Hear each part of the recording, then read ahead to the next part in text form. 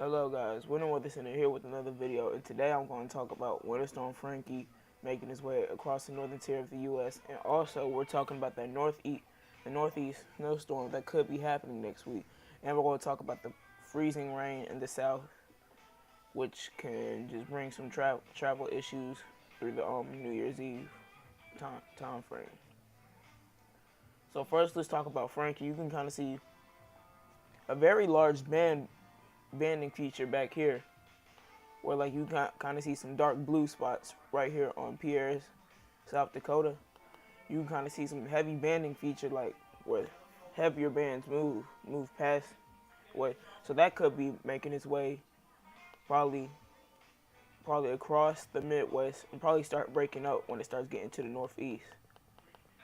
And that's probably all from Frankie, but that's not all for the Northeast.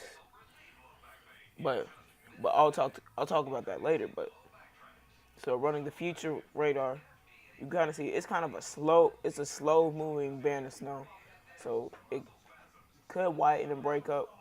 And then you got some lake effect going on right here across Erie.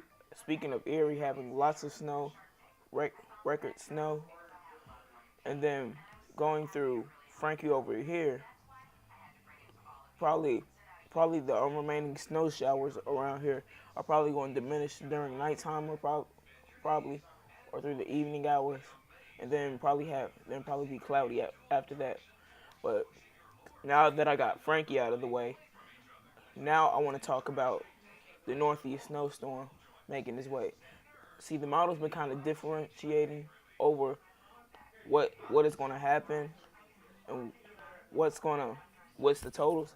But the most problem that the model's been having is with the snow totals and the storm track. All right, see, there goes Frankie moving out. You can kind of see Frankie moving out, diminishing out to sea. But let's look at this northeast snowstorm. I'm gonna really fast forward into it. Right here. This is very questionable. Oh, actually, no, this is storm. My fault. But right here, this is kind of a questionable forecast that we for sure don't know yet, but we will get the answers when we get closer and closer. But let's go now. I'm gonna open into the full U.S. thing. What the model's been really questioning on is the snowfall totals, which are right here. This is GFS snow totals. You can see in the whole Massachusetts just get swallowed by 12 inches or more, and then the more south you go, less snow you see. But the more north you go, probably the more snow you'll see. But really, what's the model's been really questioning over is the storm track. Hold up, let me make it more clear for you guys. But the first scenario showing that the storm is going more further closer to the coast.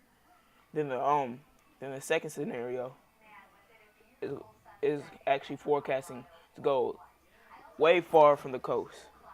So let me number it. This is the first one. That's the second one. Those are the two scenarios that have been really questioning about this storm. And then the third one, possibly third scenario, is that could be no snow at all. But I don't really count that as a scenario. But I'm gonna run back into the snow totals, and you actually just see a widespread band of a foot or more. You can actually see, there's gonna be two systems that combine. Oh, that's the first one. I'll just do that. First one moves across from here, and I kind of think it will combine with the northeast storm off the coast, and that's how you get them totals. And then when you have the winds moving this way, if you have the winds moving westward, could actually generate more snow in isolated spots. But then what we also know that the storm is on the coast, so kind of like taking some of that moisture from the Atlantic Ocean, which can actually generate even more snow. But we're still a long way away from this. And then I'm gonna get to the cold. But we're a real long way away from this storm. So when we get closer, I think we'll get more and more details as we go throughout the whole week. Now talking about the freezing rain in the south. I would what I'm really thinking is just maybe a little glaze in the south. It ain't gonna be no big ice event how we saw with like Octavia and stuff. But no, I don't think that's gonna happen. But I'm gonna go right here, going to New Year's. You can kind of see some probably a wintry mix.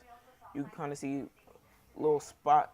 You can see little spots of freezing rain and wintry mix parts of Oklahoma, and also parts of Mississippi, Alabama.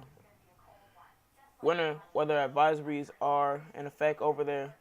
Probably, probably, probably the rain that falls, and then as we go into nighttime, the temperatures will drop. So which can do a flash freeze, which can freeze all the wet precipitation on the road and just make it very slick for morning travel.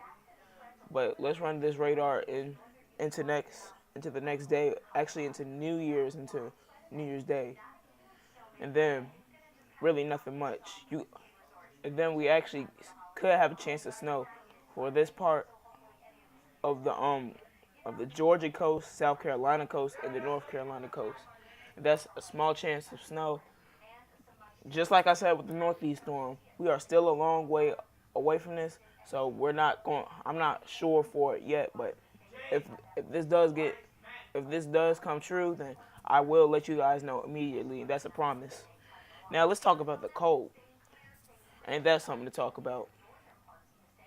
Now, cold-wise, it has been very cold across the eastern half of America, where we have that big ridge forming in the west, and then you got that cold air dipping more south. Let me draw it out for you. Let me get the temperatures on here real quick. Now, you can kind of see that ridge really pointing its way out. You got the higher elevations in the west. It's probably going to be cold. It's going to be cold up there. But you got that high building in the west. And then that thing pushes so far up that the only thing it can do is just push more cold air further south. And the more south the air, the more cold you'll see. And then we got negatives up here. And we got negatives up there in places like International Falls, Minnesota. And that is pretty crazy for this time of year. I mean, we're not even deep into the winter. We're not even deep in the winter yet. We're seeing this much cold air like it's midwinter or something. But as we progress into the winter season, things may change. Now, one thing I'll tell you about this cold air is that it's going to kind of flatten a little bit. The jet stream is going to kind of flatten a little bit.